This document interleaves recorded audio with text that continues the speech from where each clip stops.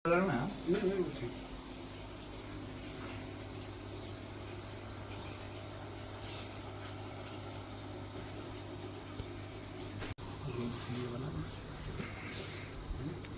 से निकाल लेंगे।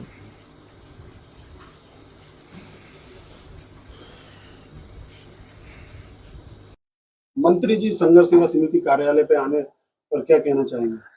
देखिए, हम ये चाहते हैं कि जो भी प्रदेश में सामाजिक संगठन हैं जो समाज के हित में काम कर रहे हैं, वो सब लोग अपने कार्यों के साथ साथ इस बात पर भी काम करें कि आने वाली जनता को, आने वाले समय में प्रदेशवासियों को कैसे शुद्ध हवा, शुद्ध पानी, शुद्ध भोजन मिले, और उसका आधार गाय है।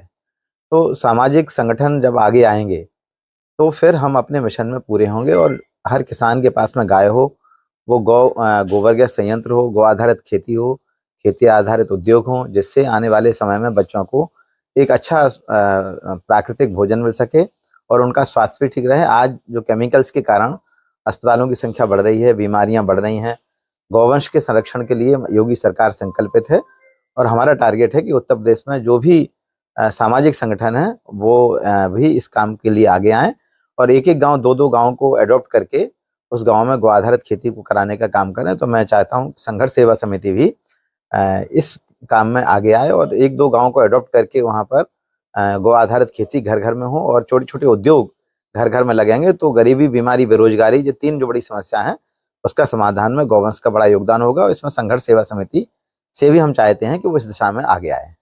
अभी जो है कई जो है गौ सेवा खुले हुए हैं, वहाँ पर निरंतर गायों की देखरेख नहीं हो रही है, उस विषय में क्या कहना चाहिए? देखिए, 2017 में जब योगी जी की सरकार बनी, उसके पहले इस उत्तर प्रदेश से गौवंश की तस्करी होती थी, कत्लखानों में गाय जाती थी। सरकार जिस दिन महाराज जी की बनी, मुख्यमंत्री योगी आदित्यनाथ की बनी, उसी दिन से कत्लखाने बंद हुए हैं और पूरे प्रदेश में लगभग 8,500 स्थानों पर गौवंश का संरक्षण हो रहा है। तो इसका काम 3 चरणों में था। पहला तो काम है जो छुट्टा गौवंश रोड पे घूम रहा है वो गौशालाओं में जाए, गौ आश्रय स्थलों में जाए। दूसरा काम था कि वहां पर गौ आधारित प्राकृतिक खेती और गौ आधारित ग्रामीण अर्थव्यवस्था का प्रशिक्षण हो। और तीसरा काम था कि वो गाय, एक गाय किसान को पहले 900 रुपए था, अब जिसका आप 1500 रुपए हो गया। एक गाय ले जाओ 1500 रुपए महीना पाओ, 4 गाय ले जाओ 6,000 रुपए महीना पाओ। तो जो दूसरा और तीसरा चरण है वो रुका हुआ था।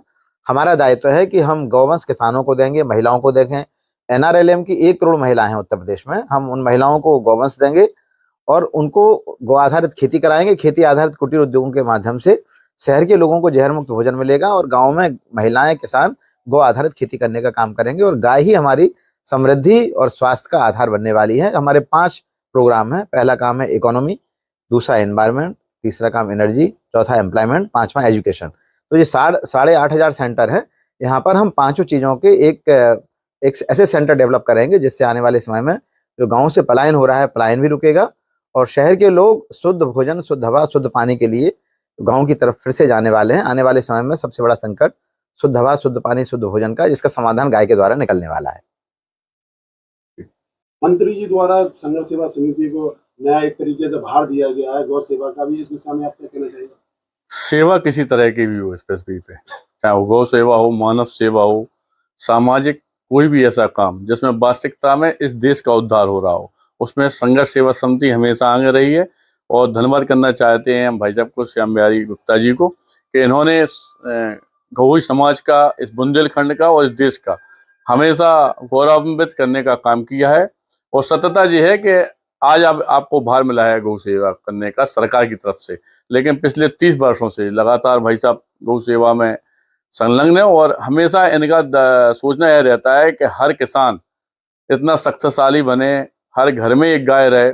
इस तरह की जो विचारधाराएं भाई साहब की हैं वो वास्तविकता में इस जनता में नई चेतना अपने आप प्रज्वलित करती हैं।